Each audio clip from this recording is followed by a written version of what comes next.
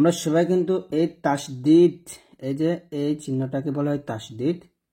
তো এই তাসদিদ ওয়ালা হরফের সাথে সবাই পরিচিত, কিন্তু এই তাসদিদ ওয়ালা হরফ অনেক নিয়ম কানুন আছে। অর্থাৎ তাসদিদ ওয়ালা হরফ মোটা করে পড়তে হয়, তাসদিদ ওয়ালা হরফ গুণনা করতে হয়। তো এই যে বিষয়গুলা, এগুলো আমরা অনেকেই জানি না। কোন হরফের মধ্যে তাসদিদ আসে না, তাসদিদের সঠিক উচ্চারণটা কিভাবে করতে হবে, এই বিষয়টা আমরা অনেকেই বুঝি না। পরপর 3 অক্ষরে তাসদিদ আসলে আমরা কিভাবে উচ্চারণ করব।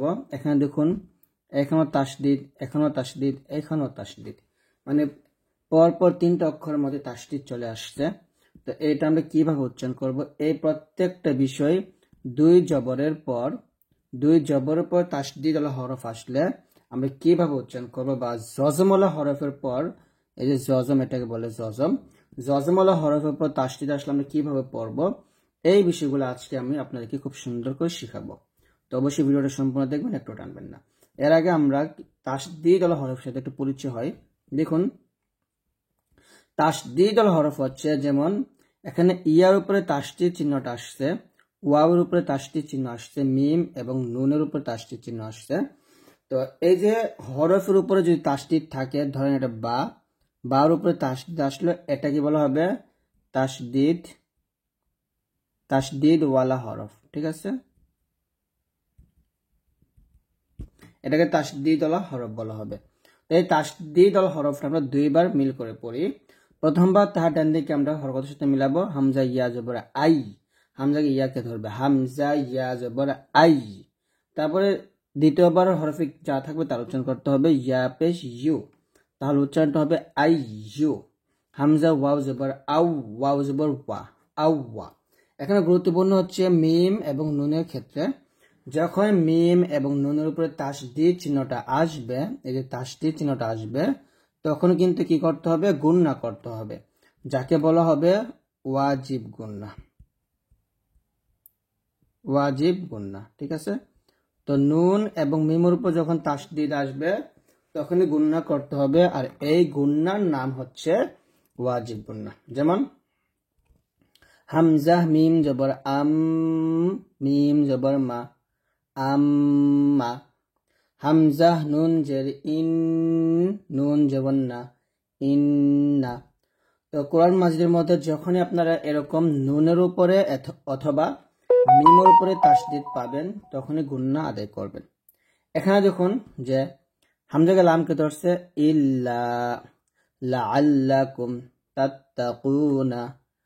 তো এখানে দেখুন হামজাকে লামকে ধরছে, আবার আইনকে লামকে ধরছে, আবার তাকে ধরছে।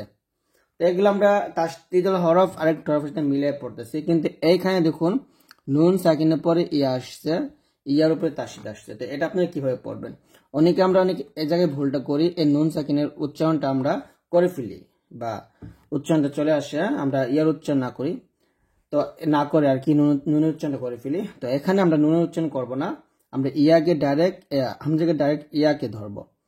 নুনের উচ্চারণ এখানে করা যাবে না, নুনটা এখানে পড়াশোনা বাদ দিতে হবে, কিন্তু লেখার সময় অবশ্যই দেখতে হবে।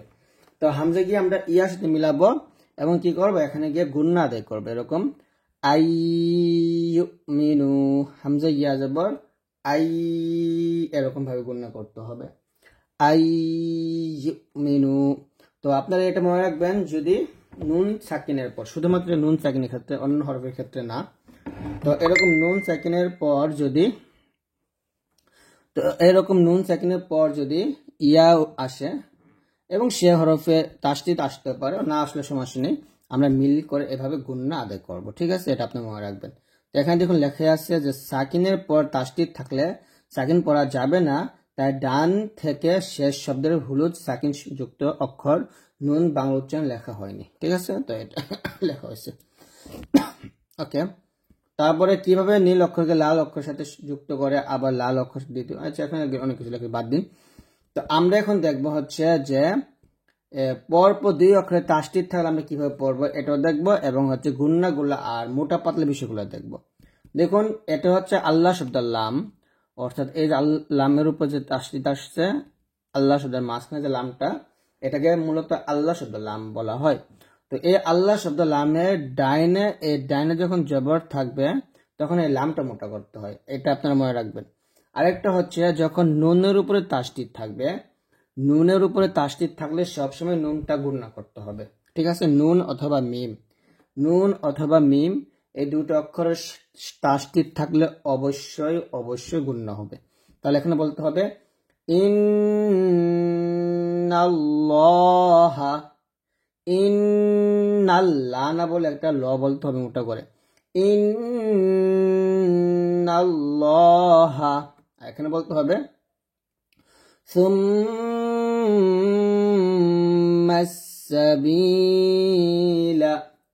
সুম এখানে অবশ্যই গুণনা দিয়ে করতে হবে, সুম্মাস-সাবিলা। আর এখানে বলতে হবে বিসূরাতিম মিন মিসলিহি।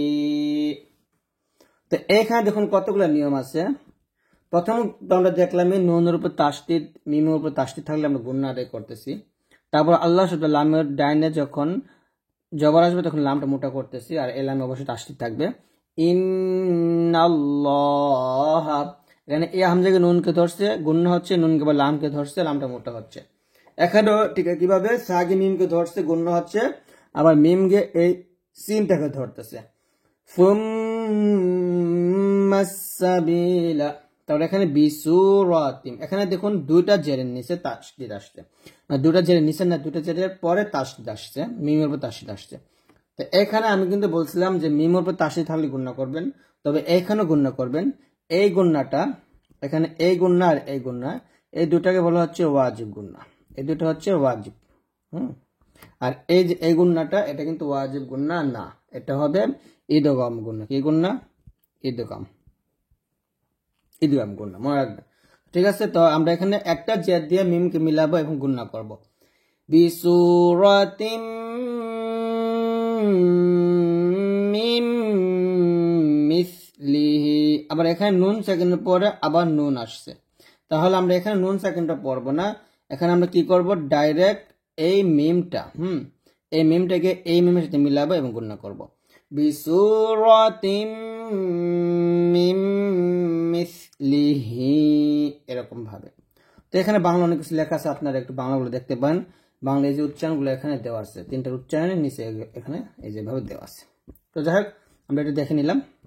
পরপর তিন অক্ষরে তাসদিদ থাকলে আমরা কিভাবে পড়বো, যেমন জিক রিম, দুই জেরের পর তাসদিদ আসছে, তো আমরা এরকম দুই জেরের পর মিমে, নুনে অথবা ওয়াও ইয়া, এটা একটা অক্ষর তাসদিদ থাকলে আমরা কি করবো, গুণনা করব।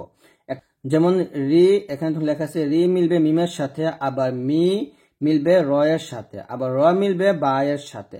যাই হোক, আমরা এরকম বলবো জাল কাবজে জিক, র মিম দুই যে রিম, মিমকে রকে ধরবে মিম, রজে মির, র বাজবে র, বাজের বি, হামিম যে হিম। তাহলে একসাথে হবে যিকরিম মির রাব্বিহিম, যিকরিম মির রাব্বিহিম। তো এরকম ভাবে আমরা এই তাসদিদের নিয়মগুলো এবং গুণনাগুলো আদায় করব। তারপর এখানে দেখুন রিজকাল লাকুম ইয়াতিহিম মিন, এখানে কফকে লামকে ধরবে, গুণনা হবে না কোনো, মিলাই পড়বো।